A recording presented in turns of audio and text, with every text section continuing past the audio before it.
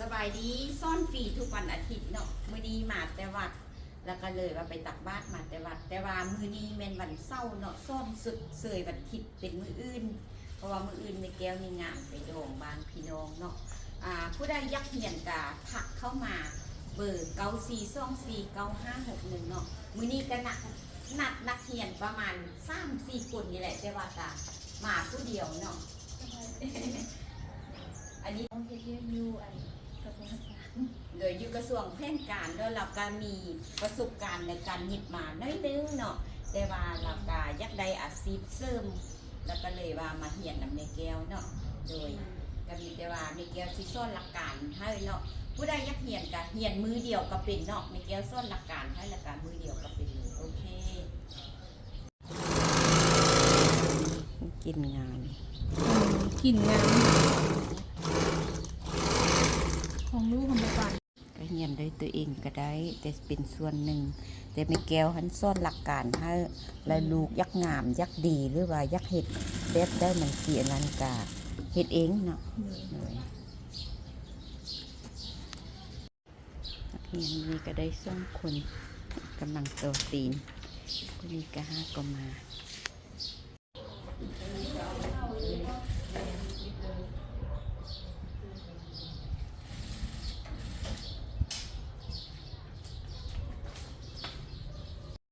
หัวกอยเพียงเนาะอันตัวนี้เป็นหัวกอยเพียงเพราะว่าตัวบนผงนี่มันกิดข้างมันเนาะอันนี้เขาแทกแล้วเขาตัดออกประมาณ2 นิ้วครึ่งเนาะหรือว่า2 นิ้ว3กระเบียดอะไรเพราะว่าแอวขึ้นได้เท่าใด30 ครั้งแอว30ครึ่งสะโพก38ครึ่งเนาะอันนี้เขาเจ้าห้องสิ้นลูกเดี่ยวเนาะสิ้นลูกเดี่ยวโดยเฮากะสิมาโตก่อนเนาะโตก่อยก่อนโตก่อยแล้วเฮาจังสิมาแต้มเนาะโดยสิมาแต้มตามนี้ตัวนี้แม่นตัวที่ว่าเส้นสะโพกเนาะตัวนี้นะตัวนี้ก็สิแม่นอยู่ครึ่งกลางเฮาได้ออกมาแล้วเฮาก็สิมาทุบได้เลยเนาะทุบพอดีเพียงเลยทุบออกมาเลยนี่ก็มาแทกตัวนี้มันได้อยู่ประมาณ ก้นว่า9 อันน่ะตัวนี้9 นิ้ว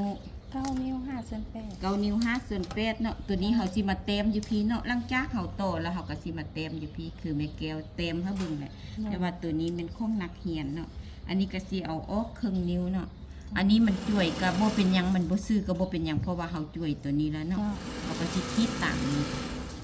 เลยตัวนี้9 นิ้ว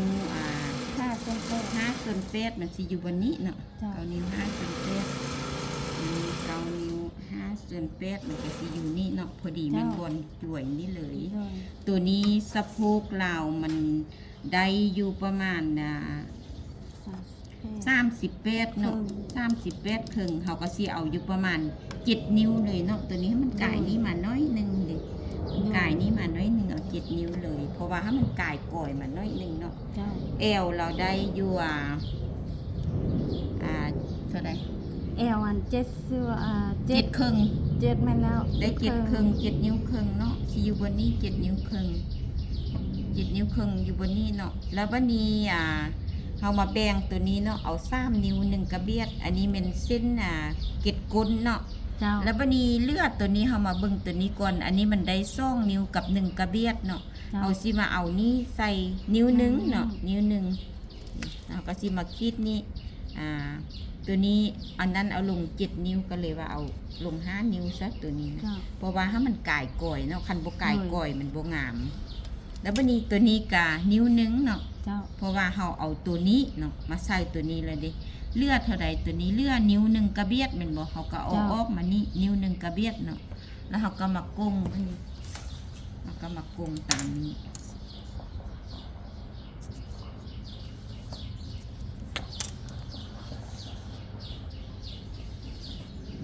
บัดนี้เขายักได้เกล็ดตัวนี้บัดนี้เขามาแทกนี่มา5นี่เนาะแทกนี่มันได้เท่าใดนี่มันได้4 นิ้วกับ1กระเบียด4 นิ้ว1กระเบียด แล้วก็เอาออกมานี่ขมกวงได้มาตรฐานแล้วเขาก็เอาออกนิ้วหนึ่งเนาะอันนี้บ่ท้าตกใจว่าเป็นหยังมันจังเบียวแบบนี้เพราะว่าเขาโตก่อยเขากวกก่อนแล้วเนาะมันจังเบียวแบบนี้เนาะ อืม เราก็ต้องเต็มตามนี้ อันนี้ก็เอาลง4 นิ้วนิ้วเพิ่ง5 นิ้วเนาะ5 นิ้ว จ้ะ เพราะว่าตัวนี้มัน7 นิ้วแล้วนี่มันต้องกายก่อย จ้ะ คันไปหยิบอยู่บนก่อยมันก็บ่งามเนาะ เจ้า นี่อันนี้เป็นอันเรียบร้อยเนาะก็มีแต่ เจ้า แซกแล้วก็หยิบโอเคมันจังละเอียดค่ะซ่อนแบบนี้อันนี้ออกมาแล้วเนาะอันนี้ออกมาแล้วแอวเพิ่นได้30เนาะ30แต่ละเทื่อเขาก็ต้องมาแทกเนาะเด็กพอดี15อันนี้ออกมาอันนี้เป็นหัวก่อยเพียงเนาะเด็กมันจะสิออกมาประมาณนี้วันนี้เขาก็สิมาเบิ่งตัวนี้เนาะเราก็สิเอาตัวนี้นี่อันนี้ครึ่งนิ้วเนาะครึ่งนิ้วตัวนี้ก็ครึ่งนิ้วเนาะเขาก็สิมากลมตามนี้ตัวนี้เขาก็สิมากลมตามนี้เนาะตัวนี้เลือเขาก็สิได้ตัดออกเนาะอันนี้เลือเขาสิได้ตัดทิ่มเนาะต้องแปรงให้มันละเอียด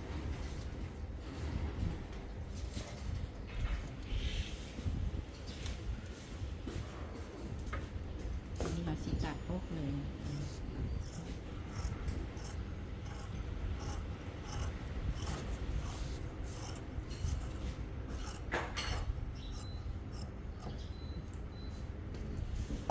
ก็สิหยิบหัวใจหัวจะได้แล้วก็ดุมอันนี้ก็คือกันอันนี้เราก็กุ้งคือกัน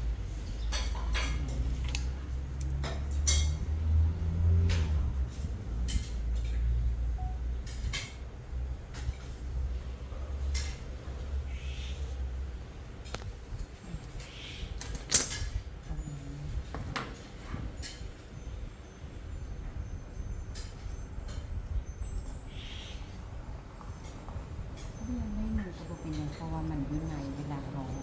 ใส่หัวมันแล้วมันก็จะได้ขับเข้าในเนาะ เจ้า ได้แล้วมีตัวสันเข้ามาได้แล้วบอกว่าเราใช้ อันมาเฮียนฟรีแล้วมันเลี้ยงเข่าอยู่เด้อ ผู้เฮียนที่เป็นสัมมา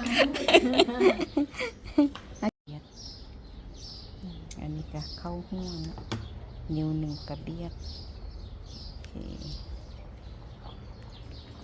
รู้สึกจากหลังมิเกล แมนละหลังและ มัน สิ้น เริ่ม นี้ ใน หลัง แถว ละ นี้แหละ แมนนี่ตัวนี้มันบจับเลย สมพรมันคือหลัง เข้าหัวเรียบร้อยงามเขาไปต้องเห็ดหัวหน้าขันหน้านี่นุ่งยาก โดย จำนี้นี่นุ่งนี่พอดีกอดเอวเลยหยิบจิ้นหัวก่อยเพียงเอว30สะโพก30เมตรเนาะออกมาก็สิเป็นแบบนี้เป็นอะไรการพอใจการหยิบจิ้นหนึ่งพอเป็นสร้างเก่าเนาะเป็นอะไรหมักแล้วบอกว่านี่ดีใจแล้วบอกแล้วก็โบฮิวโบฮอเนาะพอดีเพียงเป๊ะเลย ได้เคล็ดลับน้ำแม่แก้ว เลย ขอ อั บ น ใจ นี้ แม่แก้วหลายๆ เลยเป็นอย่างเอาไปตัวยอดเนาะเอาไปตัวยอดอันนี้เพิ่นกาเคยหยิบมาเนาะแต่ว่าการหยิบแบบโบมีหลักการปันได้เป็นห้าเป็นโบมีหลักการปันได้แล้วเพิ่นกามาเฮียนแล้วไม่แก้วเอาหลักการเนาะเฮียนมือ เสี เดี ย ยว ใจจริงมา โบเสีย อ ใจ ยากมาอยู่ไม่น่าเอามาแล้วสิหน่อยไม่พี่ เลยมีแต่ว่าเข้าไปเบิ่ง YouTube แม่แก้วเนาะเทียนจะว่าแม่แก้วซ่อนหยิบเครื่องแล้วก็สิมีอยู่หั่นเบิดมีตัวเก่า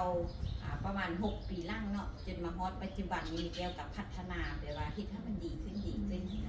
โอเคมาฮอดนี้กาสิจบคลิปแต่เพียงเท่านี้ผู้ใดอยากเรียนกาทักเข้าเบอร์94249561เนาะโอเคบ๊ายบาย ขอบใจแม่แก้วเด้อ